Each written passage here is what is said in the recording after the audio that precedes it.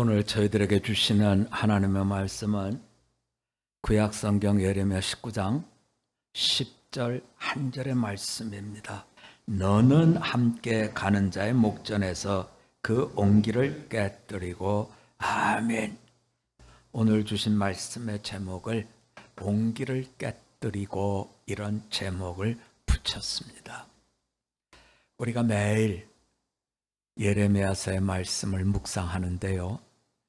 예레미야서는 하나님께서 살려주신다, 회복에 대한 이름을 갖고 있어요. 그런데 어떻게 살려주느냐 하는 부분에 가서는 하나님께서 심판하시고 어려움을 겪게 하시고 돌아오게 하신다. 이 부분에 있어서는 하나님께서 말씀을 주시고 받았던 예레미야와 유대 백성들 사이에 조금 다르지요. 유대 백성들은 하나님께서 살려주신다, 있는 그 자리에서 더 잘 된다. 반면에 예레미야 선지자는 하나님께서 징계하셔서 심판을 받아 바벨론으로 잡혀가고 시간이 지나면 하나님께서 회복의 길을 열어서 돌아오게 해주신다 하는, 이렇게 돼 있습니다. 아마 우리라도 하나님께서 우리를 지켜주시고 모든 것 잘 됩니다 하는 말씀과 너희는 징계를 받고 포로로 잡혀갔다가 다시 돌아온다, 이런 이야기를 하면 처음에는 잘 분별이 안 되겠죠. 어느 게 정말 하나님의 말씀인가. 그런데 시간이 지날수록 예레미야는 외톨이가 되고요. 지금 있는 데서 우리는 보호를 받고 잘 됩니다 하는 수는 대다수가 여기에 속해 있는 제사장이고 선지자라고 한다면 우리도 아마 귀를 예레미야 선지자에게 열어주기보다는 잘 될 거다, 괜찮다, 이쪽에 귀를 열어주기가 쉽지 않을까요? 그런데 이 일에 대해서 하나님은 너희는 하나님의 살아계신 말씀을 외면하는 백성이다, 이렇게 지금 진단을 내리고 있어요. 성전에 가니까 제사장의 얘기를 듣죠. 또 집회를 하니까 선지자의 얘기를 듣죠. 그런데 대부분의 제사장과 대부분의 선지자는 괜찮다, 우리는 하나님의 백성이다, 복을 받는다. 근데 예레미야만 굳이 너희가 이렇게 사는 것은 하나님의 징계감이다, 너희는 하나님으로부터 심판을 받는다, 그리고 가서 지긋지긋하게 노예로 고생하고 마지막에 다시 돌아온다. 참으로 예레미야 말씀을 하나님의 말씀으로 받아들이기에는 우리들의 실력을 돌아보면 만만치가 않죠. 예레미야 때도 그랬어요. 대부분의 사람은 괜찮아, 우리 잘 가고 있어, 앞으로도 더 잘 될 거야, 여기에 귀를 열어두었는데 하나님의 판정은 너희는 살아계신 하나님의 말씀을 외면하고 너희가 듣고 싶은 말씀만 듣고 있다는 거예요.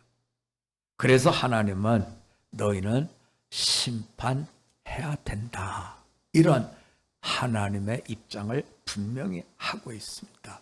자, 우리가 먼저 생각할 것은 이렇게 하나님의 살아계신 말씀을 외면했을 때 하나님은 선지자 예레미야에게 어떤 처방을 내리셨냐는 거예요. 삶으로 보여주라는 거죠. 말해서 안 들을 때 너희의 삶이 곧 메시지고 너희의 삶이 곧 복음이다. 그러니 너는 삶을 통해서 하나님의 메시지를 보여주어라. 그래서 하나님께서 내린 처방 중에 하나는 결혼하지 말라는 겁니다. 근데 결혼하지 않는 건 여러분 두 가지가 있어요.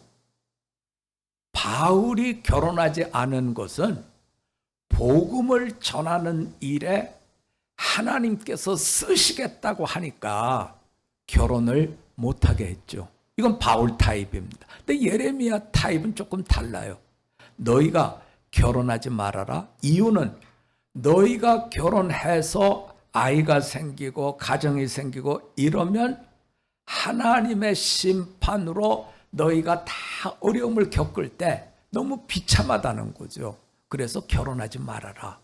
그리고 모든 사람들이 장례를 치르는 일에 대해서 너는 장례에 가지 말아라. 너무 많다는 거예요. 이것이 당연하게 됐다는 거예요. 그래서 장례도 가지 말아라. 뿐만 아니라 좋은 일이 있다고 누가 너를 초대해도 잔치집에 가지 말아라. 그 기쁨이 뿌리 없는 기쁨이요, 잠깐 있다가 슬픔으로 바뀔 테니 너는 삶 속에서 잔치집에도 가지 말아라 하시면서 한 가지 가르쳐 주신 게 있어요.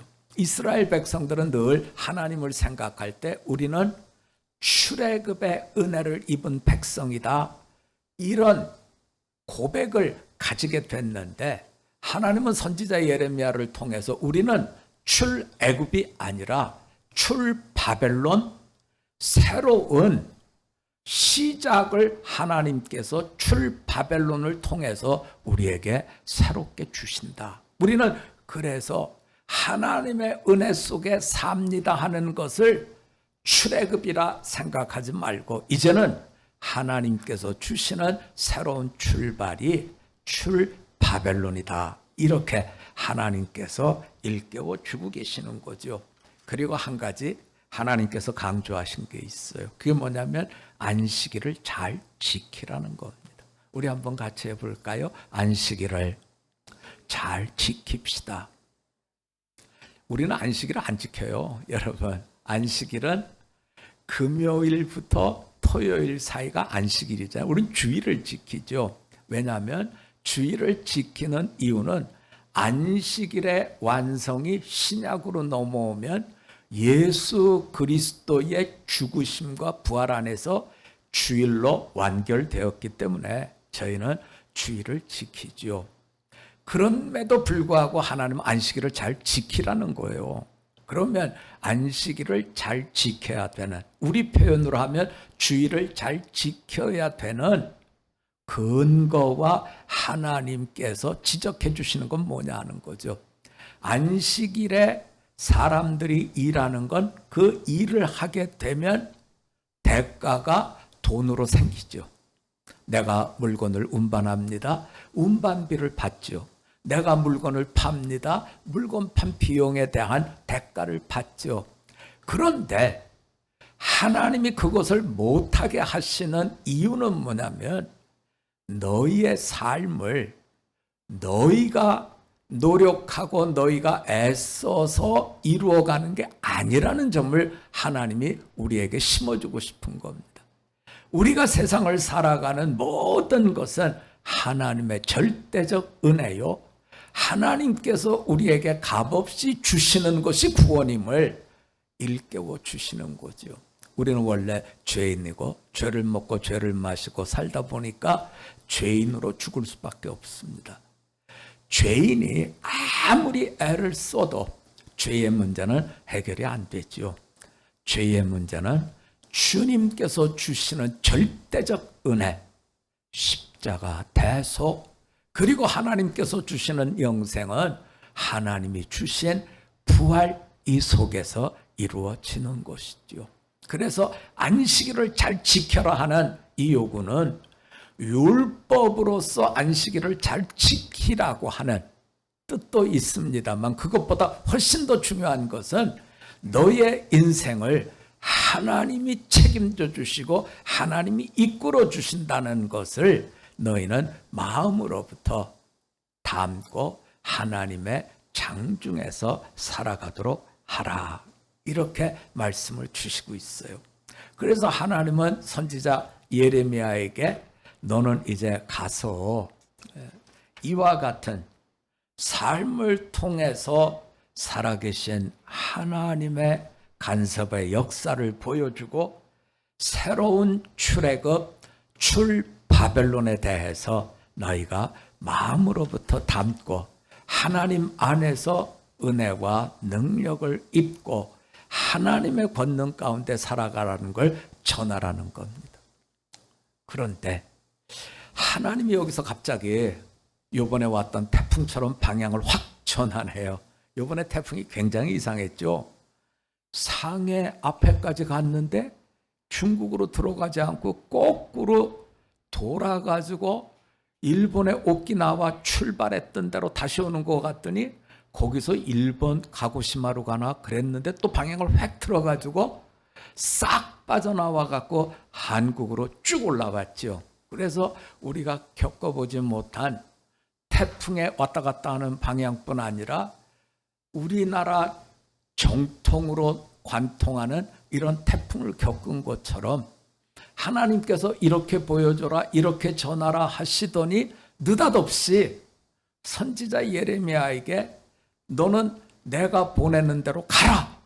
그러면서 토기장이 집으로 가라는 겁니다. 그래서 토기장이 집에 갔더니 이렇게 큰 그릇을 만드는 통에서 진흙을 빚어가지고 그릇을 만들다가 잘 빚었는데 갑자기 토기장이가 그거를 그 통에다가 도로 집어넣고 그리고는 다른 걸 빚어가지고 물레 위에 올려놓고 이렇게 해서 그릇을 만드는 그 모습을 보라는 겁니다. 그리고 깨우쳐 주는 것은 토기장이가 진흙을 갖고 어떤 그릇을 만들든지 주권이 토기장이한테 있지 그릇에게 있는 것이 아니다. 다른 말로 표현하면 너희는 그릇이고 나는 그릇을 만드는 토기장인데 왜 너희는 토기장이의 마음으로부터 받아들이지 않느냐 하는 걸 보라는 겁니다. 그래서 이렇구나 하고 이제 선지자 예레미야가 그와 같은 토기장이에 만들어가는 모습을 다 보고 나와서 다시 이스라엘 백성들에게 하나님을 따라가야 됩니다. 하나님을 잘 섬겨야 됩니다. 그러면서 하나님을 제대로 섬기지 않으면 심판이 있습니다. 심판이 있습니다. 그랬더니 어떤 일이 생겼냐면 사람들이 저 사람 또 시작했어. 입만 열면 심판, 입만 열면 우리가 포로된다는 얘기를 하는데 듣기 싫어 하면서 이번에는 저 사람 아예 죽여버리자. 그럼 이제 저 사람 죽여버리면 심판에 대한 이야기를 우리가 안 해도 되겠지 하고 죽여버리겠다는 겁니다. 물론 우리가 본 말씀 19장보다 조금 더 뒤로 가면 성전을 총괄하는 이런 제사장이 예레미야를 잡아다가 성전 안에 감옥이 있어요. 거기에다가 집어넣고 이렇게 목에다 착고를 채워가지고 이제 죽이겠다고 하는 그와 같은 모양을 보여주는 게 우리가 묵상한 말씀 뒤쪽에 바수훌이라고 하는 이 총대표가 되는 이분으로부터 이루어지는 걸 성경이 보여주고 있습니다. 어쨌든 간 예레미야는 완전 미운 오리 새끼예요. 아니 어쩌면 저렇게 하나님의 선지자라고 하면서 입만 열면 심판, 입만 열면 듣기 싫은 소리, 입만 열면 우리가 안 듣고 싶은 얘기만 할까, 이렇게 미운 오리 새끼처럼 사람들로부터 마음을 닫아버리게 하는 귀한 역사를 했더라는 겁니다. 자, 이렇게 됐을 때 하나님은 이 물레를 돌리는 토기장이가 진흙 상태에서 그릇을 만들었다가 마음에 안 들면 부시는 걸 보고 하나님은 토기장이요 너희는 이 진흙으로 빚어진 그릇이다 하는 걸 보여주셨는데 그래도 이분들이 마음을 돌이키지 않으니까 이번에는 하나님께서 오늘 말씀 앞으로 가면 2절 말씀에 우리가 잘 읽기도 쉽지 않은 단어 하나가 나오죠. 19장 2절로 가볼까요? 우리 한번 같이 읽어봅니다. 2절 시작. 하시드 문 어귀 곁에 있는 흰놈의 아들의 골짜기로 가서 거기에서 내가 네게 이런 말을 선포하여. 하시드문. 하시드문은 이게 파편 조각이에요. 항아리를 깨트렸을 때 이 그릇 조각을 어디다 버려야 되는데 이 하시드문이 그 조각입니다. 거기에다가 갖다 버렸다는 거죠. 그 문을 나가면 그 다음에 흰놈의 골짜기가 있어요. 여긴 또 어떤 일이 있냐면 우상을 섬기다 그게 달한 사람들이 어떻게 사느냐면 흰놈의 골짜기에 와서 자기 애를 제물로 태워서 바치는 유아 살해, 유아 제사의 현장이 바로 흰놈의 골짜기입니다. 그래서 하나님이 거기 가보라는 거예요.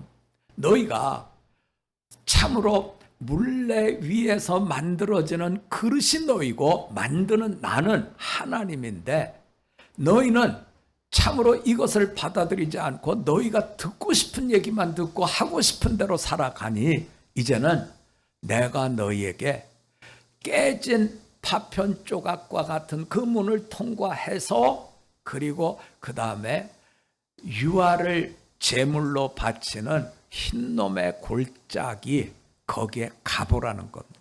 자, 하나님은 이렇게 가보게 한 뒤에 거기에 그냥 가는 게 아니라 준비물이 있었어요. 그게 뭐냐면 제사장 중에 지도자인 제사장, 백성의 지도자 중에 대표될 만한 지도자 이 사람들을 데리고 옹기를 다 만들어진 거죠. 구운 거죠. 이거 옹기를 가지고 흰놈의 골짜기에 가라는 겁니다.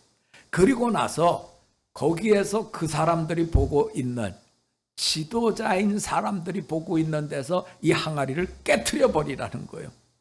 다시 말하면 항아리는 유다를 뜻하고 하나님은 유다를 이제는 깨버리겠다는 거죠.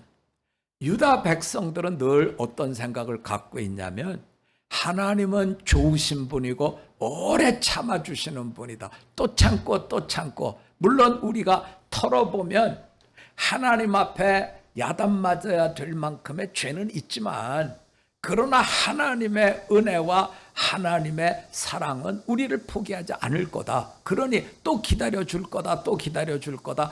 이렇게 안심하고 있는 유다 백성들에게 이제 하나님이 주시는 예레미야를 통해서 받는 이 말씀은 하나님이 참는 분이신 거는 맞는데 하염없이 끝까지 참는 것은 아니다. 하나님의 참으심은 끝이 있는 참으심이요. 참으로 옹기를 깨트려 버리는 그런 날이 올 거다 하는 이런 메시지를 전하게 해주고 있는 것이죠. 그래서 오늘 말씀 우리가 쭉 묵상해 보면 하나님의 심판이 기다려주시는 것은 맞지만 끝없이 기다려주는 것은 아니다.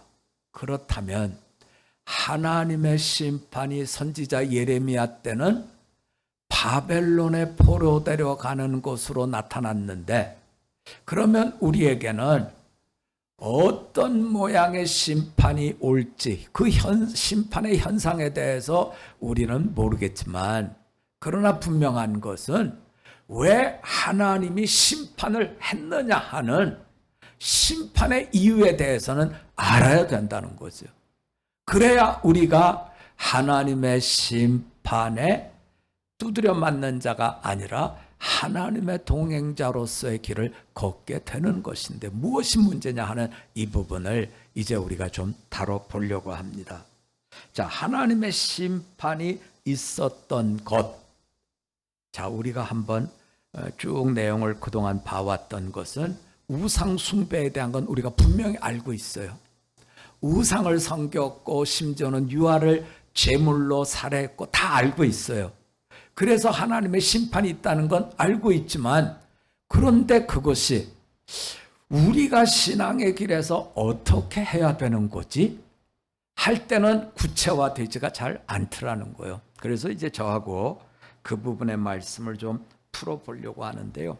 자, 어디로 가시냐면 신약 성경으로 가봅니다. 골로새서 3장 5절의 말씀을 저하고 한번 같이 나누겠습니다. 같이 나눕니다. 그러므로 땅에 있는 지체를 죽이라. 곧 음란과 부정과 사욕과 악한 정욕과 탐심이니 탐심은 우상 숭배니라. 우상을 섬기는 것은 탐심이다. 여기까지는 우리가 알았어요. 자, 그러면 탐심은 우리가 쉽게 아는 말로 바꾸면 욕심이에요. 우리의 욕심, 우리의 욕망, 이것 때문에 우상을 섬기고 우상 속에 빠지게 되는데, 그러면 욕심 어떻게 없애죠? 여러분 욕심한테 너 오지 마. 가. 이러면 욕심이 안 오나요? 여기 계신 여러분과 저를 포함해서 모든 분들이 저는 욕심의 문제를 해결할 수 있습니다. 장담할 수 있는 분은 없어요. 장담이 안 되죠. 욕심의 문제를 없애는 게 그렇게 만만하지가 않거든요, 여러분. 그래서 탐심이 우상숭배를 만들었고, 그 탐심이 욕심인데 그 욕심을 이겨낼 수 있는 방법을 성령님은 바울을 통해서 우리들에게 골로새 교회에 말씀하신 것을 통해서 우리에게 주시고 있는데 어떻게 풀어야 될까?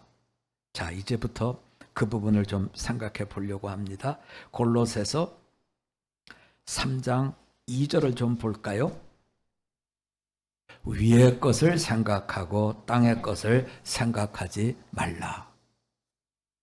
하나님에 관한 것을 생각하고 땅에 관한 것을 생각하지 말라. 다른 말로 표현하면 땅에 있는 것을 생각하다 보면 탐심의 덫에 걸리게 되고, 위의 것을 생각하고 하나님의 마음을 헤아려 가고 또 헤아려 가면 우리가 이 문제로부터 자유함을 얻습니다. 그러나 여러분, 여기까지만 해도 우리가 땅의 것을 어떻게 생각하지 않지? 우리 애가 시험 봐야 되는데 내가 얘 시험 보는 거 어떻게 생각하지 않지? 우리가 이사를 해야 되는데 전셋값 어떻게 생각하지 않지? 그게 그냥 가만히 있어도 저절로 다 되는 문제면 좋지만 그게 그런 게 아니잖아요, 여러분. 말은 쉬워요. 땅의 거 생각하지 마. 그냥 그건 살아.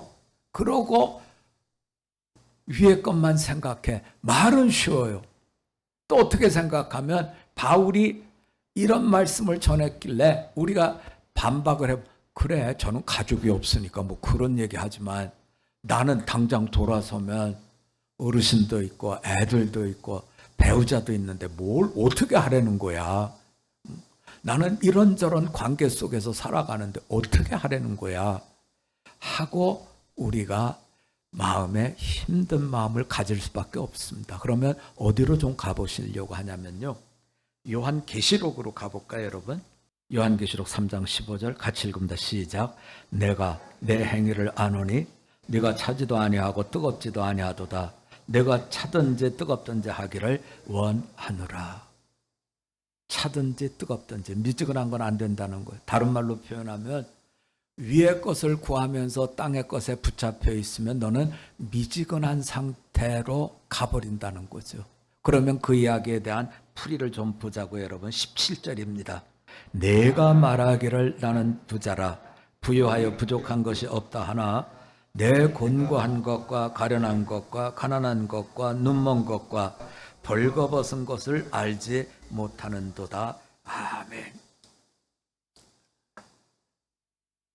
위의 것을 찾아라 하는 그 말씀에 대한 제 경험을 좀 말씀드릴게요.